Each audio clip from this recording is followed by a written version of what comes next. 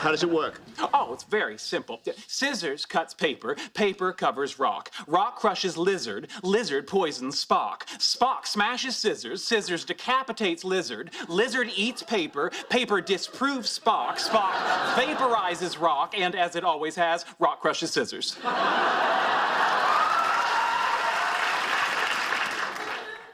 I'm sorry, can you repeat that?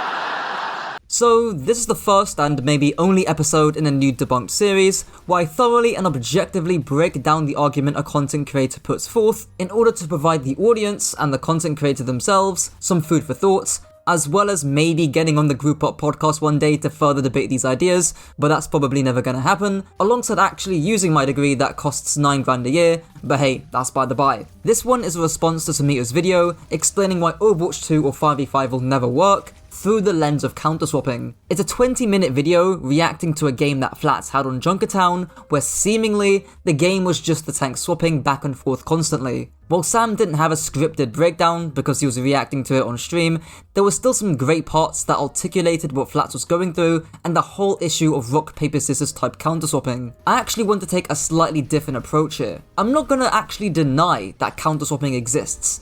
I think Samito is absolutely right when he says that dropping the off-tank means it's harder to mitigate the tank-on-tank matchup. And I also think Sam is right in saying that even if you do mitigate it, or if you can mitigate it, it ultimately makes the game less fun. Like, tanking in this game is definitely less fun than it was in Overwatch 1. As a result, I'm going to boil down Sam's argument, or the counterswapping argument, to two simple premises. Premise 1, tank counterswapping is one way that makes Overwatch less fun. Premise 2, tank counterswapping is an issue specific to 5v5 and not 6v6. And the conclusion is pretty simple, therefore, one way to make Overwatch more fun is to leave 5v5. Now I'm not going to be too semantic here, but that's the general gist of the argument, and Samito, if you're watching, I hope I didn't misrepresent what you're saying, because this is actually a pretty good argument. While it isn't logically valid, a process which, as a philosophy student, I'm not going to bore you with, as you'll see, it's still a pretty tough argument to crack, at least on the surface. Now I'm going to look at each premise and then delve into my own arguments. So the first premise, tank counterswapping is one way that makes Overwatch less fun. And I think the good news for Samito here, at least for now, is that I agree. I think the foundation for this point stems from Overwatch being a better game when it's about how you play instead of what you play. This is because how you play is significantly more dynamic and interesting rather than just picking a character like you're plugging in a formula to a math equation. Samito alluded to this in the Flats video where Flats and the enemy tank kept sitting in spawn and swapping between tanks back and forth on Junkertown 3rd. And I have to agree. Let's see what happens next. He went D.Va. He goes Zarya. Look at this, look at this, look at this. They just keep swapping. No, I got this, dude. They just keep. This is the right play. It's not happening, you little fuck. They get the point for free. Keep winning, guys. Keep winning. They're just capping. Look at this. Look at where the cart went. His team got to a free fight win because the cart pushed around the one fight territory to win. You win the round in one fight, right? His team got a free fight win because the optimal strat for the tanks was to play chicken in spawn and continuously swap heroes. That is how, like, that is insane. Anybody who tries to tell you that that's a better gameplay experience is talking out of their ass. Now onto the second premise. Tank counterswapping is an issue specific to 5v5 and not 6v6. Now how could I possibly reject this? Well, on the surface, it doesn't seem possible. Counterswapping and the rock, paper, scissors stuff is a phenomenon that has only emerged in the era of Overwatch 2. I couldn't have made that Big Bang Theory meme, for example, in 6v6. Now I think where people go wrong is that they say, oh, but 6v6 had its issues like double shield. And again, Samito addresses this concern by saying that double shield is a fixable balance issue, which I agree with. Like, tanking in this game is definitely less fun than it was in Overwatch 1, outside of double shield, outside of one meta that had overtuned broken characters that were strong enough to transition into 5v5 by themselves, right? Of course that's going to ruin tanking, right? And not to mention, that doesn't actually refute the premise at all, it's just a different argument. Instead, I want to focus on the word issue and the assumptions behind it. In other words, does counterswapping even need to be an issue in the first place? Or basically, is counterswapping an issue that is actually fixable? If so, how fixable is it? Because if we can fix counterswapping, then it's no longer an issue, and this premise falls apart. So now the gates are open, and here's why I present my two arguments that focus on this premise. The first argument is what I'd like to call argument from design. In other words, just as how Samito argues that double shield is a fixable balance issue, I'm gonna argue that counterswapping is a fixable hero design issue. And not just that, I'm gonna argue that hero design is a more fixable issue than balance. The second argument is what I'd like to call argument from composition. In other words, tank counterswapping can be mitigated by counterswapping onto the other roles to form a composition that overall beats the other composition even if the tank you play is suboptimal. As a result, this means that tank counterswapping is no longer an issue. There's also a third argument at the end, which is just an evaluative argument. Basically, this would be me agreeing that Samito's argument is right, but it just doesn't really matter in the grand scheme of things. As any good philosopher would, I'm going to consider counters to my own arguments, even things that Samito might raise himself, and then counter those counters and explain why they might be good or bad. So let's not waste any more time, starting off with the design arguments. Premise 1. Counterswapping with regards to tank means that some tanks have little flexibility with how they can be played. Premise 2. Some tanks do actually have little flexibility with how they can be played. Premise 3. This lack of flexibility can be fixed through hero design. Conclusion, therefore, counterswapping is no longer an issue. The first two premises are basically the same, but I'm just doing that to link my argument back to counterswapping. I think those two premises are fairly self-explanatory. We look back at that Flats game and we can clearly see at points that in certain matchups, there isn't really much flexibility with how you can play. A good example of this is the Doomfist Hog matchup. I've explained the poke dive thing a lot with my spar framework and my spar graph, but in short, the Doomfist wants to take as little damage as possible before the dive, get a big spike of pressure when he's actually diving, and then get out scot-free. However, in these three stages, Hog pretty much denies all of that. He can poke out the Doomfist beforehand, he can absorb the dive with his hook and his breather, and even if Doom survives, he's not going to be living for long. So what do you do here as Doomfist? How do you outplay this? Again, I think it would be wrong of me to go all theoretical and say do X, Y, or Z, because even if there were solutions to this, it doesn't make the game fun, which refers back to that first premise of Samito's original arguments. Instead, this leads me on to my third premise in this argument, that this issue of not having that many dynamic playstyles is a fixable issue through hero design. Before I get into any specific ideas and examples, this point was initially raised or echoed by Coach OC, a tier 2 contenders coach, and probably the biggest coach on TikTok, who pointed out that tanks who have less extreme strengths and weaknesses, like Ramattra, have turned out to be healthier for the game as a whole, compared to people like Malga. The reason this is an issue is because there isn't another tank to balance things out anymore. Reinhardt D.Va used to be super good for brawl compositions, and Reinhardt would deal with the frontline situation while D.Va would control high grounds and mark flankers or look for off angles. Now, I actually think a hero like Ramattra is a step in the right direction. He can be played in a lot of different circumstances, and you really can't hard counter Ramattra, right? Malga, on the other hand, is absolutely terrible in terms of this 5v5 tank flaw, right? He is almost too good in certain situations, to the point where you need to swap when playing against him. But it's also super easy to shut him down the moment he can't do the thing that he's good at anymore. I know a lot of players aren't going to like my solution, but I honestly think it's the best solution. And that's that we need to make tanks more similar to each other and reduce the amount of extreme strengths and weaknesses. That design philosophy would reduce the prevalence of counterpicking and would generally improve the game experience, especially for your average player. OC mentions Reinhardt in this clip, and I think proponents of 6v6 seem to have forgotten that Reinhardt got an entirely new playstyle in 5v5 because of his pin. Not only was Reinhardt flexible enough to be your traditional brawl tank, but even in ranked environments, he became viable to one-trick if you mastered the so-called die-fart playstyle, and I've personally coached Reinhardts who have played in lobbies against people like LH Cloudy, and this is one of the things that keep coming up. Even Winston gaining a little bit more range with his right click. It seems small and marginal, but this helps Winston land those 130 damage bursts on entry to a dive, and any small bit of right click damage before the fight helps fund his primal. So what about that Hog Doom example? Well, I actually think the hero design flaw is on the Roadhog and not the Doomfist. I've coached a tier 3 Doom one-trick team for the past year,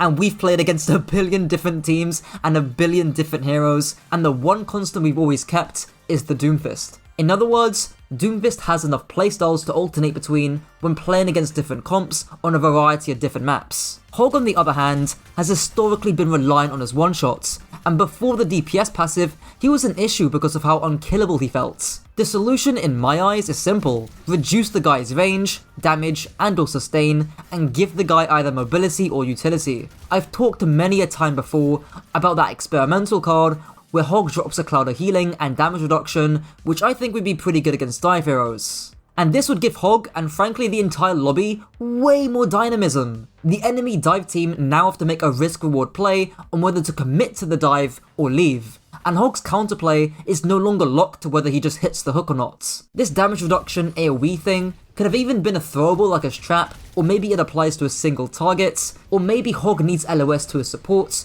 to be able to apply this sort of effect, so he can't just run around wherever he wants to. In terms of his hook, I think reducing the range on it and or the projectile speed is not only the easiest solution, but the best solution too. This means that Hog can still flank, but he needs to take more time and more risk if he wants to hit that juicy hook. Reduce Hog sustain a tad bit, and all of a sudden, you've now designed a flexible, short to medium range brawl hero that has the flexibility to absorb dives while threaten brawl heroes up close. But what about playing Hog into Ana Zen? What about playing Hog into poke compositions? And that is a valid point. Relth recently made a good video about how poor tank feels this patch, and how, at least for the average player, tanks feel miserable to play because in average ranks, tanks are absorbing all of the support utility in combination with the DPS passive. As a result, people counter-swap to dive tanks or Sigma where they can avoid or absorb this influx in utility and damage. This is an absolutely valid point, but I think it's less related to the specific tank-on-tank matchup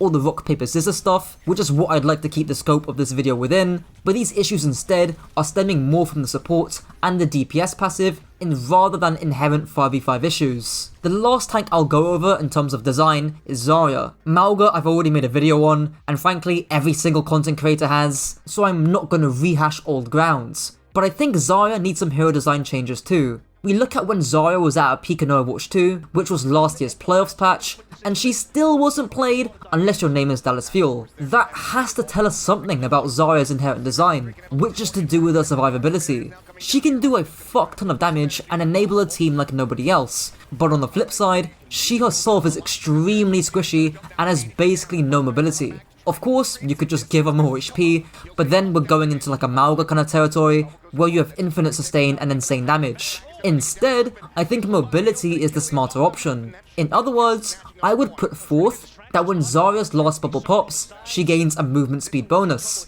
This all of a sudden now gives Zarya tons of dynamism. If, for example, she's hunting down 2 supports and her last bubble pops, she now has to make a risk-reward play. She can use the movement speed to leave and live another day because she hasn't got another bubble, or to take that risk and chase further. This also gives her dynamism against dive and Mei based compositions too. Dive based comps because it means that if Zarya lives, she can punish the dive during their downtime, and Mei based comps because if Zarya gets walled, unless the wall is completely flush, she has the opportunity to live through that cycle and dip. Obviously, the mobility would come at a damage cost most likely, but this gives Zarya dynamism. The bottom line I'm trying to get at here is that tank flexibility can be fixed through hero design, not just with tanks, but also supports as well. But again, to keep the scope of this video focused, I'm mainly focusing on tanks. I think the main refutation to this argument is it worth it?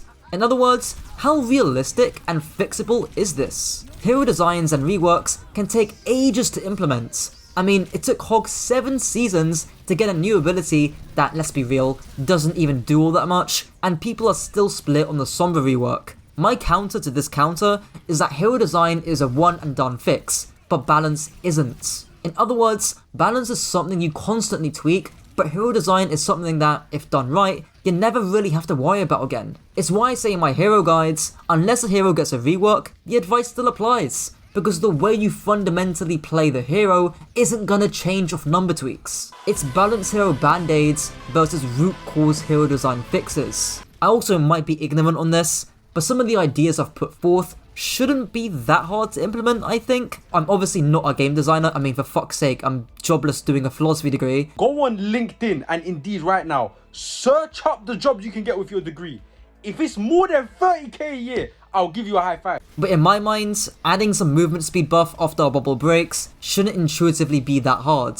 Also, considering how far we are into 5v5, immediately going back to 6v6 and figuring out how to balance that might be tough, at least at the start. Especially when some heroes like Kiriko, Queen, Ramattra, and the reworked Reinhardt feel like they've been designed or redesigned, like Reinhardt, to fit that 5v5 formula perfectly. Now into the argument from composition. Premise 1. Counterswapping isn't just specific to tanks. Premise 2. If my tank gets counterswapped, the rest of my team can effectively counterswap back. Premise 3.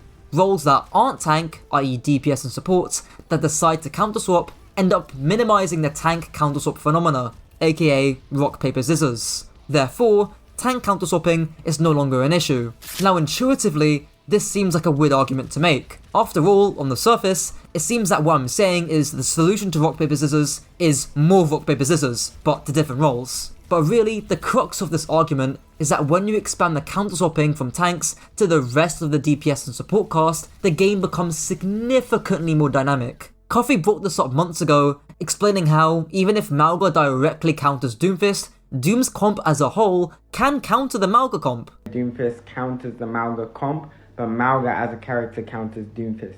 When Mauga is played, there has to be some form of medium to long range pressure because Mauga is going to struggle to rotate in the open without it. This basically means that the Mauga comp has some element of poke, which means that there are people that Doomfist is able to hit. Because Mauga struggles to rotate in general as a character as well, Doomfist is very good at hitting people midway through their rotations very early, as well as getting out.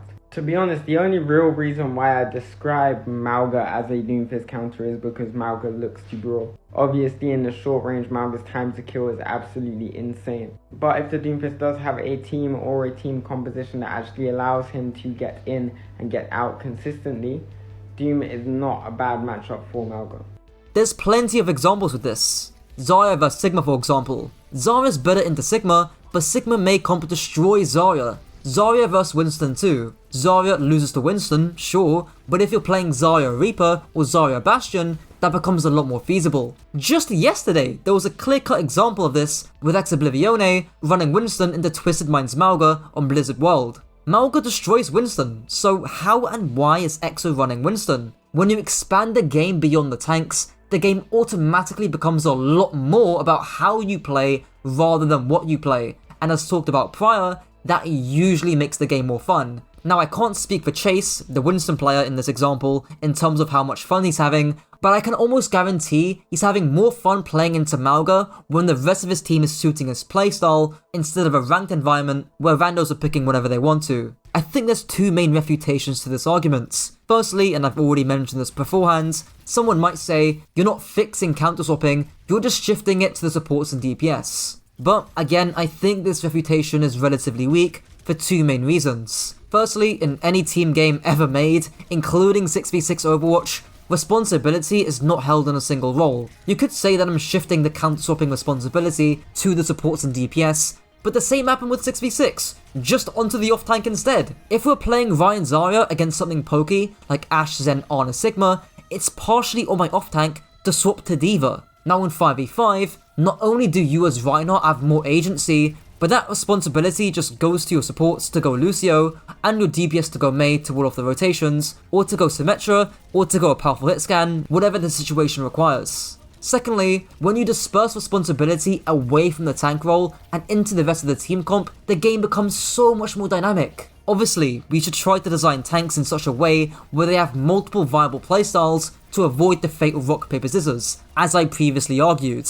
but to reduce the game to just this tank 1v1, where the other 8 heroes aren't playing a factor to how you play yourself, is a little bit short-sighted in my opinion. I think the best refutation to this argument is the reliance on your own team to solve the issue. It just doesn't feel great, nor is it fun, having to rely on random ranked teammates to not just pick the right heroes, but also know how to play them, just to make your own experience more playable. This I'll concede because it is a good counterpoint, but I will say that Overwatch is a team game. You will have to rely on your teammates eventually, both in ranked and especially in team play. Now onto the third argument, which basically evaluates everything I've said in this video. This doesn't really require its own premises and conclusions, because I'm assuming Samito's original argument is correct. All I'm doing is asking the question, does it even matter? It sounds kinda silly, but let's look at the bigger picture here. The example Sam used in that video, aka the Flash Strungertown game, was a game in the top 0.1% of the player base, if not higher,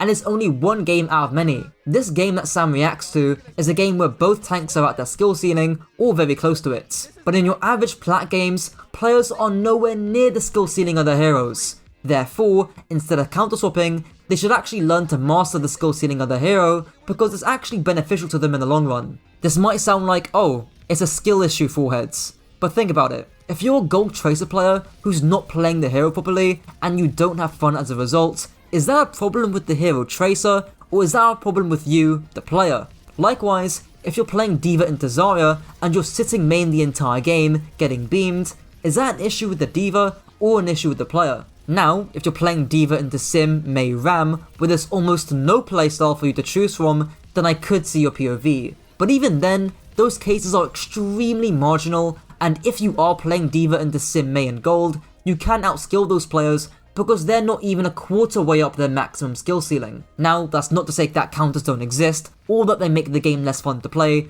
I mean, trust me, D.Va into Sim Mei is not that fun, but the existence of counterswapping doesn't always mean that dynamics and playstyles are cut from the game. Coach OC explains the nuance well in this clip here. Now this actually means that Awkward is absolutely right, in the sense that you need to know how to play into counters. That is important to allow you to win games. But Awkward is also wrong, because if you don't end up swapping in some circumstances, it will place you and your team at an active disadvantage for an extended period of time.